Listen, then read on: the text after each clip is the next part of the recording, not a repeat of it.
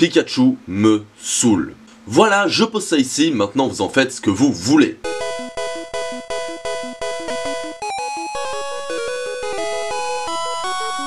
Bonjour, bonsoir à tous et bienvenue dans cette vidéo qui aura comme sujet Pikachu et mon overdose de la mascotte de Pokémon. Mais avant de vous expliquer en quoi ce rongeur électrique me donne des envies d'achat de pièges à souris, petit retour en arrière.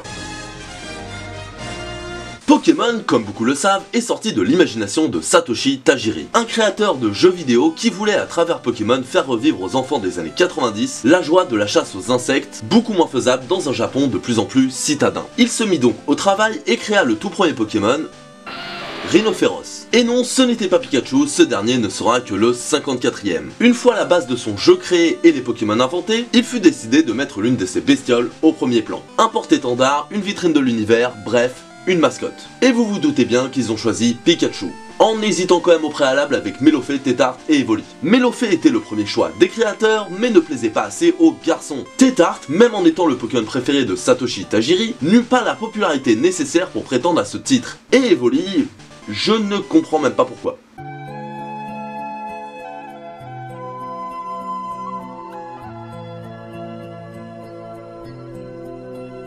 Et donc, de par sa popularité pour tous les sexes, sa couleur à la fois originale pour une mascotte et bienvoyante, son côté mignon et identifiable, c'est Pikachu qui a été choisi. Et au départ, j'étais plutôt d'accord. Alors oui, j'étais jeune et con, mais c'est aussi parce que son chara-design à l'époque était vraiment cool. Regardez-moi ces joues toutes mignonnes, cette petite boule entre la peluche et la bombe à eau. Clairement, au début, Pikachu était... Et bien entendu, le succès fut au rendez-vous. Le succès de Pokémon, bien sûr, mais aussi celui de Pikachu qui, plus qu'une mascotte, devint tel son confrère Mario un véritable symbole de pop culture et même de culture au sens large. En très peu de temps, tout le monde connaissait Pikachu. Même votre grand-mère, très loin du phénomène, et qui ne comprenait pas comment vous pouviez aimer toutes ces japonaiseries, connaissait au moins un Pokémon, Pikachu. T-shirt, poster, peluche et goodies en tout genre, Pikachu semblait inarrêtable. Et c'est là le premier point que j'aurais contre ce Pokémon. Être une mascotte, c'est très bien, et avoir du succès aussi. Mais de mascotte, Pikachu a presque fini par occulter tous les autres Pokémon. À l'époque, il y avait d'ailleurs une blague, et qui pour certains n'en était même pas une, qui consistait à appeler un Pokémon Pikachu. Alors Sébastien, encore en train de jouer à tes Pikachu ?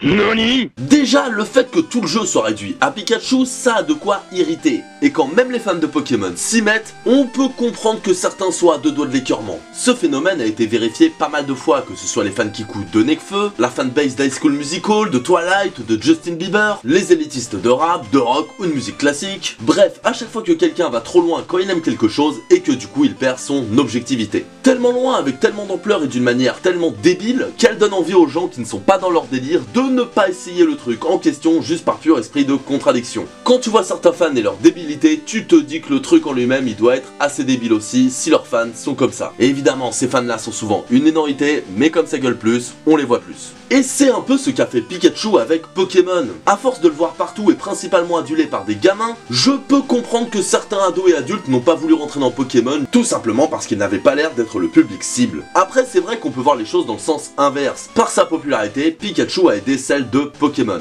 Donc à vous de voir si vous préférez voir votre verre à moitié vide ou à moitié plein. Et souvent quand on devient une star mondiale, qu'est-ce qui se passe? Oh, you touch my tra-la-la. My ding-ding-dong.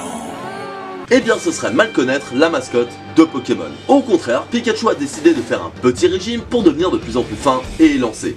Pourquoi? Il était si mignon avant! Alors oui, avec le jeu Pokémon Let's Go Pikachu, il a l'air de s'inspirer de sa version de la micro-série Pokémon Origins, qui déjà à l'époque avait retrouvé un petit peu de joue. Mais que ce soit dans la série ou dans le jeu vidéo, pendant longtemps le design de Pikachu ne m'emballait pas vraiment. Beaucoup moins mignon, beaucoup trop fin, beaucoup trop... Mais j'aimais moins. Voilà, tout simplement, j'aimais moins. C'est subjectif, c'est moi, j'aimais moins. Surtout que s'ils voulaient faire un Pikachu un peu plus mince, ils avaient Pichu au pire.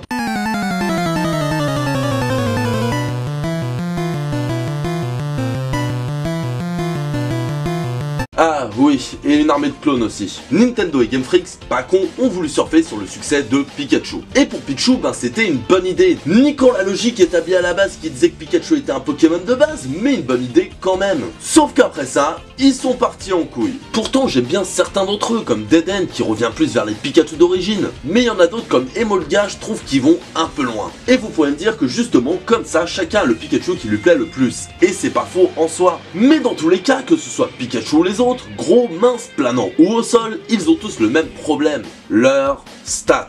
Parce que quand on voit leurs stats de base, elles sont ridicules. Alors ça n'empêche pas d'apprécier ces Pokémon, c'est sûr. Mais perso, ça m'empêche fortement de les prendre dans mon équipe. Attention, je dis pas que quand je joue à Pokémon, je suis du genre à regarder les meilleurs stats pour me faire l'équipe ultime. Si je prends un Pokémon dans mon équipe, il doit me plaire esthétiquement. Mais si les stats ne suivent pas un minimum, alors il va finir par être un point mort et inconsciemment je vais finir par le détester. Et c'est pour ça que dans la version jaune, j'ai jarté mon Pikachu.